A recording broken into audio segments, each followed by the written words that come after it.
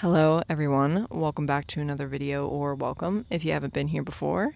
I am currently sitting in my very overgrown jungle of my front yard garden, and in today's video I'm going to be talking a little bit about my journey with gardening, including my first home garden, which this front yard garden is part of that. I also have a vegetable garden in the backyard and a cut flower garden in the backyard, and it's the first summer I've ever had my own outdoor space to do that. If you are into gardening, obviously this video may be for you, but even if you're not, this is just going to be a very chill, relaxed vlog style video that I hope that you will stick around for, and we can just hang out together in the garden for a little while.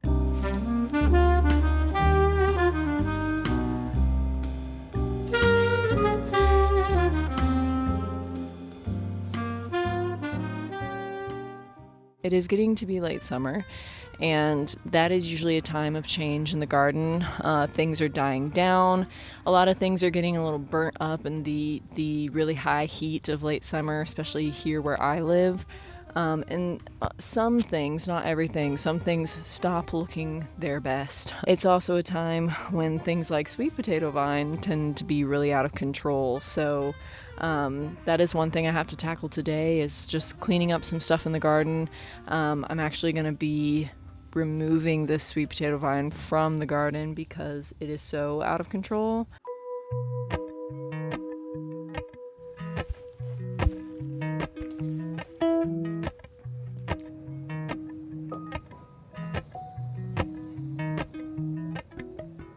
I was aware of the tendencies of sweet potato vine when I planted it. I swear I was. I wanted a ground cover that would fill in some of the gaps while some of my perennials got a little bit bigger, and it definitely did its job, that's for sure. But I told myself I was going to stay on top of keeping this sweet potato vine under wraps, and surprise, surprise, I didn't really have time to do that. And also, the more you trim it, the faster it grows, it seems.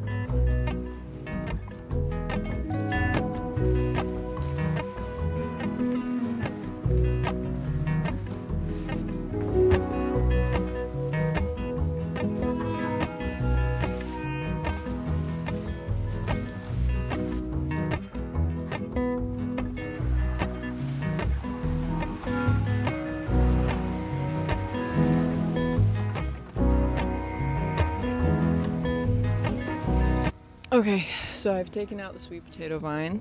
Do I regret it? A little. Yes. Very slightly, I do. I think that's because I am a maximalist and my brain likes it when space is just filled. All right, I'm gonna move on to the next thing I need to do, which is tackling this trellis right behind me.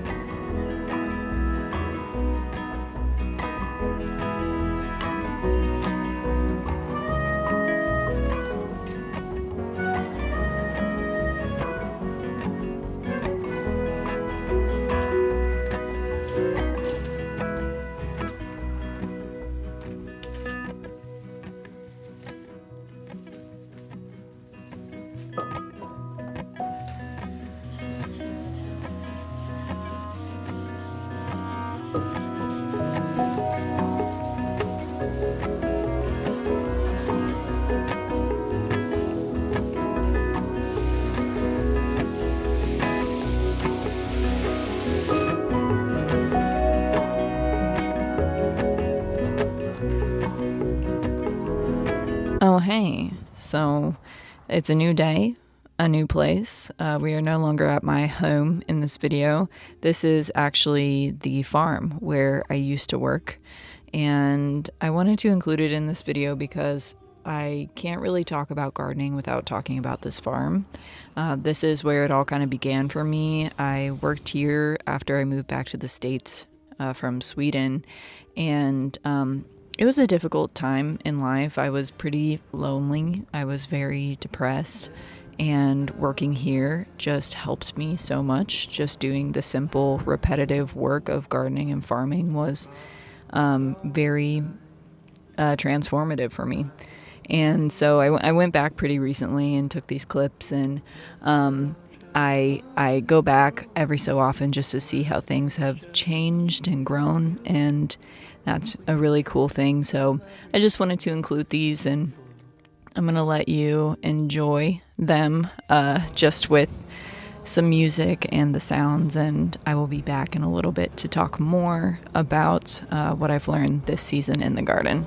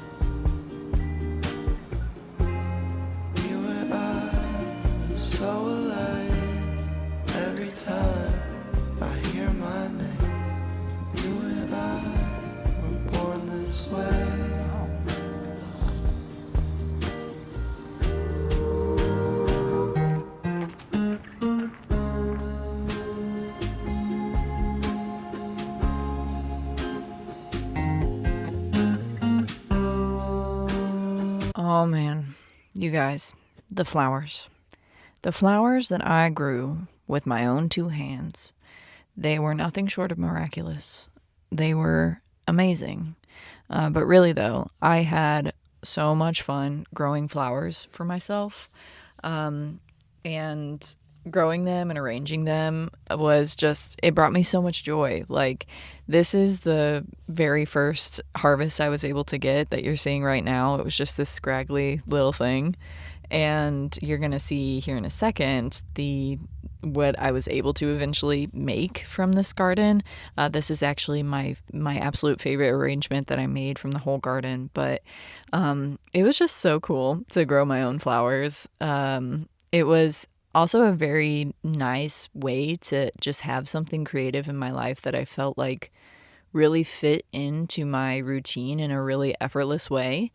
And then I got to just make these arrangements and then see them every day in my home, and it was just cool. I don't know. So I wanted to definitely give like a very specific shout out to the flowers because it was my absolute favorite part of gardening this year.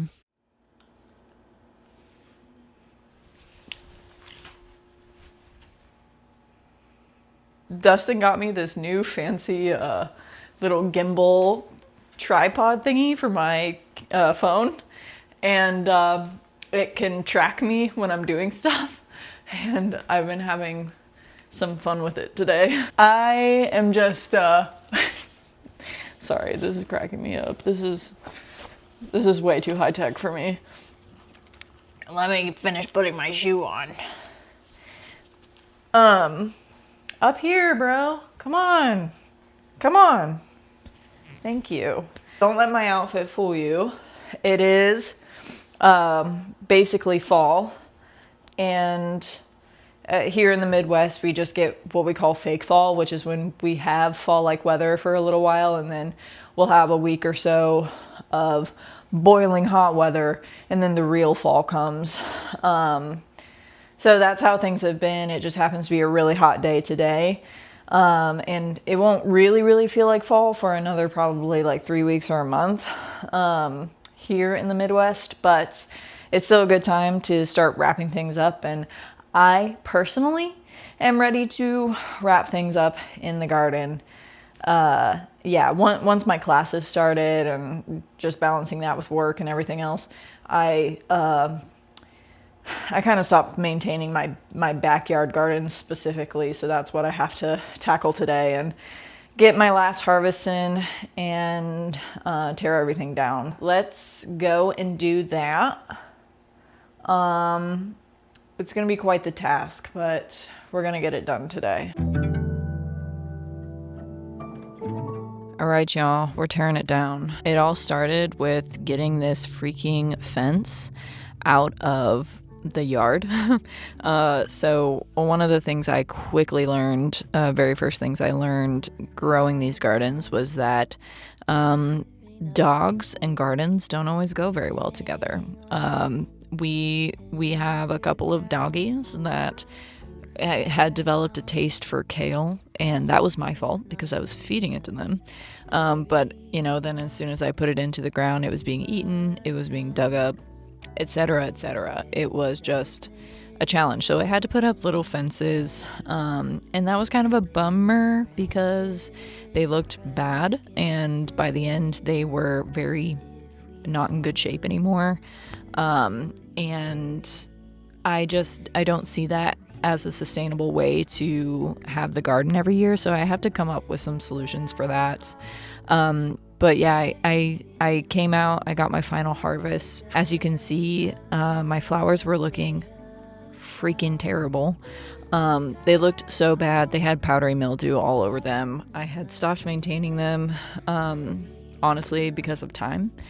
And I was just ready to call it. So I took out all the zinnias, everything else I was growing, and got my final little bouquet.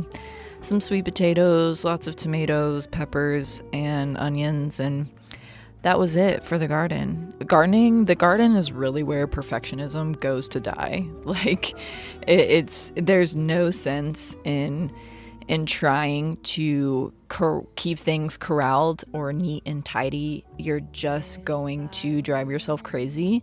So that was a huge challenge for me as a perfectionist. And just kind of letting things be what they were, even in the front yard. But I hope that you have enjoyed watching this video. You've got to see my garden from beginning to end, really. And yeah, it brought me so much joy this season. Thank you for letting me share it with you. And I will be back, you better believe it, in the spring with more gardening content. I will see you guys in the next video. Thank you for watching.